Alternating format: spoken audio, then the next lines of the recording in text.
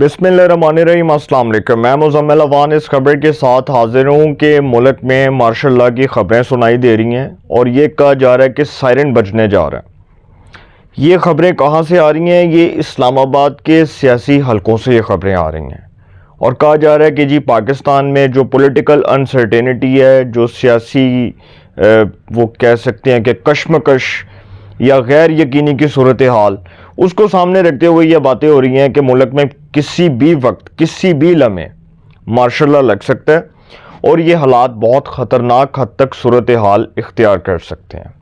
ये कैसे होगा? देखें, इस वक्त मामला चल रहा है कुछ जजेस का, और कुछ जजेस ने इस्लामाबाद हाई कोर्ट के कुछ जजेस ने ख़त लिखा ISI के जुडिशल मामलात पर, चीफ जस्टिस को ख़त लिखा। उस वक्त के चीफ जस्टिस को लिखा उमर अता बंदयाल को, जिन्होंने अदलिया को चुंडू खाना बनाया हुआ था। इमरान खान के वो फेवरेट थे और इमरान खान के डाई हार्ड वर्कर के तौर पर, उनके सपोर्टर के तौर पर वो जुडिशरी के अंदर काम कर रहे थे।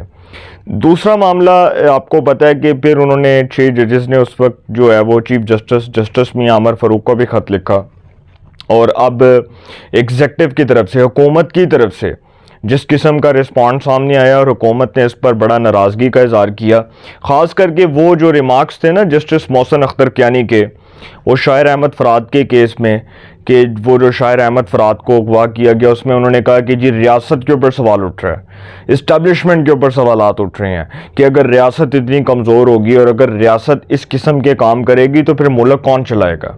उन्होंने कहा कि बताया जाए कि इदारों का काम क्या है, इदारे कर क्या रहे हैं। उन्होंने कहा कि सेक्रेटरी दाखिला, सेक्रेटरी दिफा को बुलाएं, पूरी वज़ीर आज़म समेत पूरी काबीना को तलब करूंगा और पूछूंगा कि आप क्या कर रहे हैं। जिस पर फिर आज़म नज़ीर तारड़ साहब ने एक प्रेस कॉन्फ्रेंस की और डिजिटल अथॉरिटी के क़याम से मुतल्लिक वो प्रेस कॉन्फ्रेंस थी, लेकिन उसमें उनको जज साहब के रिमार्क्स के ऊपर बड़ी मायूसी हुई और बड़ी नाराज़गी को उन्होंने इज़हार किया। उन्होंने कहा कि जज का कंडक्ट नहीं है, जज का कंडक्ट नहीं है कि वो जज एक जुडिशरी के अंदर बैठकर एक काबीना को ललकार रहा है और एक वज़ीर आज़म को कह रहा है कि जी हम इनको तलब कर लेंगे, और उनको कहा जा रहा है कि जी पूरी काबीना समेत तलब कर लिया जाएगा। उन्होंने कहा कि जज का ये मैंडेट नहीं है और जज इस किस्म की बात कर नहीं सकते। अगर जज साहब कर रहे हैं तो वो अपने साथ तौहीन कर रहे हैं, अपने कंडक्ट के साथ, अपने किरदार के साथ तौहीन कर रहे हैं। उसके बाद जी अब ये जो मार्शल लॉ की खबरें हैं, देखें सर, ये पाकिस्तान में एक पॉलिटिकल अनसर्टेनिटी है और हमें ये बात तस्लीम कर लेनी चाहिए कि पाकिस्तान के हालात अच्छे नहीं हैं, और हमें ये भी बात तस्लीम कर लेनी चाहिए कि पाकिस्तान के हालात किसी ख़तरनाक रुख की जानिब जा रहे हैं, जिस रुख की जानिब मैं इशारा कर रहा हूँ और वो है मार्शल लॉ। मुझे ये लगता है कि शायद ये हालात बहुत खौफनाक हो सकते हैं आने वाले वक्तों में, आने वाले महीनों में, आने वाले दिनों में, और ये जो सिचुएशन है ये बड़ी तेज़ी के साथ तब्दील हो सकती है। अच्छा, अब इसमें होगा क्या ये मैं आपको बताऊंगा, लेकिन इसमें एक मामला चौधरी परवेज़ इलाही साहब की ज़मानत से मुतल्लिक भी है, जिसको कहा जाता है कि वो किसी डील का नतीजा है या वो किसी डील का हिस्सा है। परवेज़ इलाही साहब के ऊपर पंजाब असम्बली में भर्तियों का जो केस था उसमें उनको गिरफ्तार किया गया और 1 साल बाद चौधरी परवेज़ इलाही साहब की ज़मानत हो गई लाहौर हाई कोर्ट से। 11 महीने मतलब 1 साल ही हो गया ना, एक साल ही को इन्नू तुसी 1 साल पूरा ला लिया परवेज़ इलाही साहब ने जेल च। वो जेल में गए और 1 साल उन्होंने जो एंजॉय किया जेल में वो आपके सामने है। खैर बहुत बड़ी जेल काटी सर, जेल तो जेल होती है ना, हवालात तो हवालात होते हैं। तो बड़ी मुश्किल ज़िंदगी थी परवेज़ इलाही साहब ने। बड़ा एक वक्त था वो उस इस्टेब्लिशमेंट के लाडले हुआ करते थे जिस इस्टेब्लिशमेंट की गोद में उन्होंने जिस इस्टेब्लिशमेंट की गोद में वो परवान चढ़े थे। तो परवेज़ इलाही साहब जो हैं वो 1 साल बाद अब जेल से आ गए हैं, रिहा हो गए हैं, और चौधरी परवेज़ इलाही को जी लाहौर हाई कोर्ट के ऑर्डर्स के मुताबिक कोर्ट लखपत जेल से रिहा करने का हुक्म जारी कर दिया गया। परवेज़ इलाही को पंजाब असम्बली भर्ती केस में 11 माह जमानत पर रिहा कर दिया गया। जस्टिस सुल्तान तनवीर ने महफूज फैसला सुनाते हुए जमानत मंजूर की। IG पंजाब ने जस्टिस अमजद रफ़ीक की अदालत में मुकदमात की तफसीलात जमा करवा दी। अब परवेज़ इलाही साहब को तो मिल गई जमानत, इसको कहा जाए कि ये किसी डील का नतीजा है या ये किसी डील का हिस्सा है, तो सर मैं ये समझता हूँ कि शायद परवेज़ इलाही साहब का टाइम पूरा हो गया था और उनको समझ आ गई थी, शायद वो अपने कोई गुनाहों का भी कुफारा उन्होंने अदा कर लिया हो। लेकिन आने वाले दिनों में मैं ये समझता हूँ, और मैं इसकी वेरिफिकेशन भी ज़रूर करवाऊँगा, और मुझे लगता है कि परवेज़ इलाही किसी डील के तहत आए हैं। परवेज़ इलाही को शायद ज़मानत ना मिलती, क्योंकि जो वो कर चुके थे جس طرح وہ اسٹیبلشمنٹ کے خلاف کر چکے تھے سر، ان کی معافی کوئی نہیں تھی، معافی تلافی کا سلسلہ نہیں چلنا تھا، خاص کر کے جو ان کے صاحبزادے نے ان کی سیاست کو تباہ کروایا، نست و نابود کروایا، ملیا میٹ کروایا اور اس کا حلیہ بگاڑا، اور خود وہ باہر کے ملک میں بیٹھ کے مولانا صلاحی صاحب انجوائے کر رہے ہیں، اور والد صاحب کو یہاں پر جیل میں دیکھ کر وہ کہتے ہیں کہ جی میں وہ وہاں پر بیٹھ کر شیر بنے تھے، اور پاکستان میں آ کر وہ گیدڑوں کی طرح آ کر کہیں گے کہ جی دیکھو جی میرے ساتھ تو یہ سلوک ہوا، حالانکہ انہوں نے آنا کوئی نہیں ہے، لیکن وہ اپنے والد صاحب کی سچویشن کو دیکھ کر بڑے فلمی ڈائلاگ بول رہے تھے، اور انڈین فلموں کے ڈائلاگ مجھے ویسے بھی یاد آ رہے تھے، میرے ذہن میں آ رہے تھے، حالانکہ میں موویز نہیں دیکھتا، مجھے موویز دیکھنے کا کوئی شوق نہیں ہے۔ تو پرویز الہی صاحب جی کسی ڈیل کے تحت آئے ہیں، میں بھی یہ سمجھتا ہوں، کیونکہ پرویز الہی صاحب کو ایسے ضمانت نہیں ملنی تھی، جس طرح بھی آئے ہیں، جیسے بھی آئے ہیں، یہ آنے والے وقتوں میں پتہ چل جائے گا، اور پاکستان کے سینئر صحافی اس کھوج میں لگے ہوئے ہیں کہ پرویز الہی صاحب جو ہیں وہ کس ڈیل کے تحت آئے ہیں، انہوں نے کون سے گول کھلائے ہیں، یا اسٹیبلشمنٹ کے ساتھ بیٹھ کر کیا ان کے کوئی معاملات طے ہو گئے ہیں، یا لگ رہا ہے کہ شاید وہ اپنے گناہوں کا کفارہ ادا کرنے جا رہے ہیں، یا توبہ طائف کرنے جا رہے ہیں، یا کوئی معافی تلافی کا سلسلہ جو ہے وہ شروع ہوا تو پرویز الہی صاحب کو ضمانت مل گئی۔ یہ ہو سکتا ہے سر، کچھ بھی ہو سکتا ہے، سیاست ہے، سیاست میں کچھ بھی حرف آخر نہیں ہوتا، اور پاکستان کی سیاست میں ناممکن بھی ممکنات میں شامل ہے۔ تو دوسرا جو آپ کے سامنے میں نے مارشل لاء کی بات کی سر، معاملات بڑے خوفناک ہیں، اور ایک چیز میں آپ کو بتا دوں کہ پرویز الہی صاحب کی ضمانت ہوئی تو بہت سے لوگ اب یہ کہہ رہے ہیں کہ کیا عمران خان کی ضمانت ہوگی؟ نہیں، عمران خان کی ضمانت نہیں ہوگی، اس لیے نہیں ہوگی کہ پرویز الہی صاحب کا معاملہ عمران خان سے انٹائرلی ڈیفرنٹ ہے۔ پرویز الہی صاحب کا معاملہ کچھ اور ہے، عمران خان کا معاملہ کچھ اور ہے۔ عمران خان نے تو خیر پورا ہی ریاست کی ریٹ کو چیلنج کیا نا، ریاست کی اتھارٹی کو چیلنج کیا۔ پرویز الہی صاحب تو پھر بھی ایک اس نظام کے لاڈلے رہے، بینیفیشری رہے۔ پرویز مشرف کے دور میں انہوں نے اسٹیبلشمنٹ کی گود میں جنم لیا، پھر اس کے بعد زرداری صاحب کے دور میں انہوں نے اسٹیبلشمنٹ کی گود میں جنم لیا۔ تو پرویز الہی صاحب ہمیشہ سے اسٹیبلشمنٹ کے ابن لاڈلا رہے ہیں۔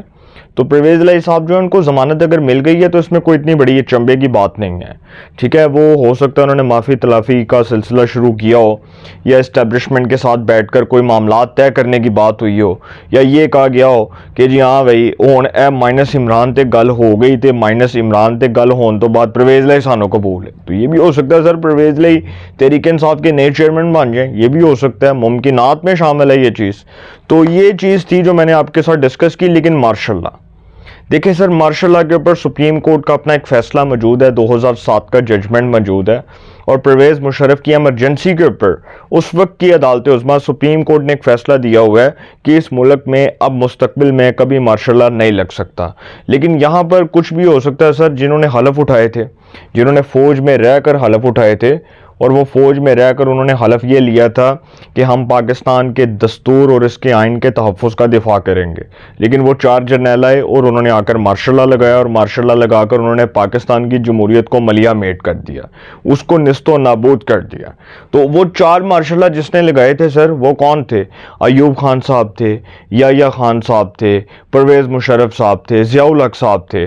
تو 4 جرنیلوں نے تو حلف اٹھایا تھا نا، جب وہ بطور آرمی چیف کام کر رہے تھے تو انہوں نے حلف اٹھایا ہوتا کہ ہاں بھائی اسی تے پاکستان دے آئین دے تحفظ دا دفاع کرنا ہے۔ لیکن انہوں نے کیا دفاع کیا سر، کمال کیا انہوں نے کہ 34-35 سال پاکستان کے مارشل لاء میں ضائع کر لیے۔ ہمارے ملک کو 77 سال ہو گئے ہیں، لیکن وہ جو 34-35 سال اس ملک کے ضائع ہوئے، اس کا جواب کون دے گا؟ کیا ان کو قبروں سے نکال کر ان کا ٹرائل کیا جائے؟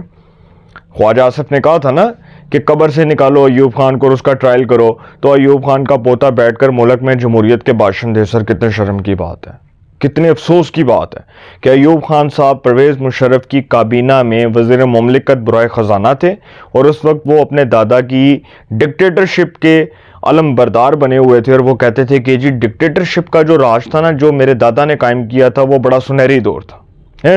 پرویز مشرف صاحب جو ہیں، ان کی کابینہ میں ایک ڈکٹیٹر کی کابینہ میں بیٹھ کر ڈکٹیٹر کا پوتا ملک میں جمہوریت کے بھاشن جاڑے، ڈکٹیٹرشپ کے بھاشن جاڑے، تو سر آج وہ جمہوریت کے بھاشن جاڑے، ہائے منافقت تیرا ہی آسرا ہے۔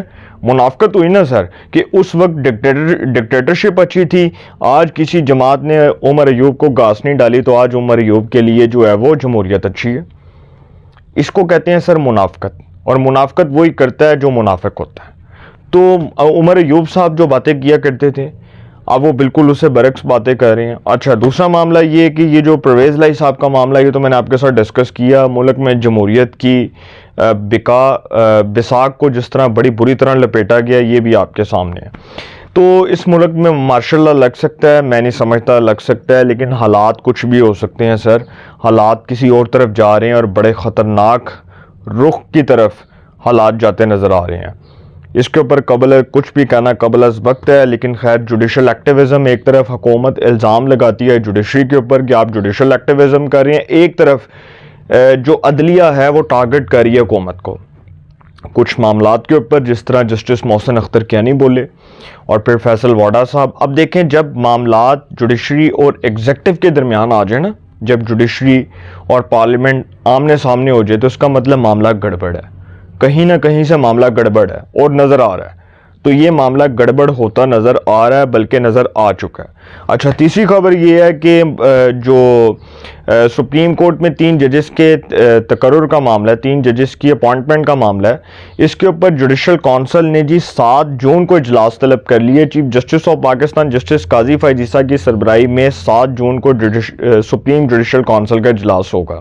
لاہور ہائی کورٹ سے 2 ججز نے جانا ہے اور سندھ ہائی کورٹ سے 1 جج نے جانا ہے۔ اب سندھ ہائی کورٹ سے جسٹس عقیل عباسی کا نام زیر غور ہے، اور لاہور ہائی کورٹ سے جو 2 ججز ہیں اس میں پرائیورٹی بیس پہ اگر دیکھا جائے تو جسٹس شاہد بلال حسن کا اور جسٹس عالیہ نیلم کا نام زیر غور ہے۔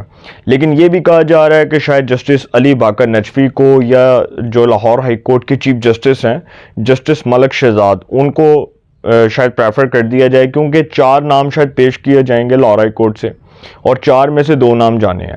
ایک جسٹس شاہد بلال حسن کا نام تو پرائیورٹی بیس پر ہے۔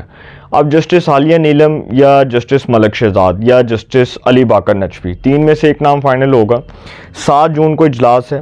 Chief justice of Pakistan justice قاضی فائز عیسیٰ 7 جون کو جوڈیشل کونسل کا اجلاس بلائیں گے اور 3 ججز کے تقرر پر اتفاق رائے ہو جائے گا۔ اپنی رائے کا کمنٹس میں ضرور اظہار کیجیے گا۔ انشاءاللہ ایک نئے سیگمنٹ کے ساتھ پھر ملاقات ہوگی۔ اپنا بہت خیال رکھیے گا۔ اعلیٰ نگہبان۔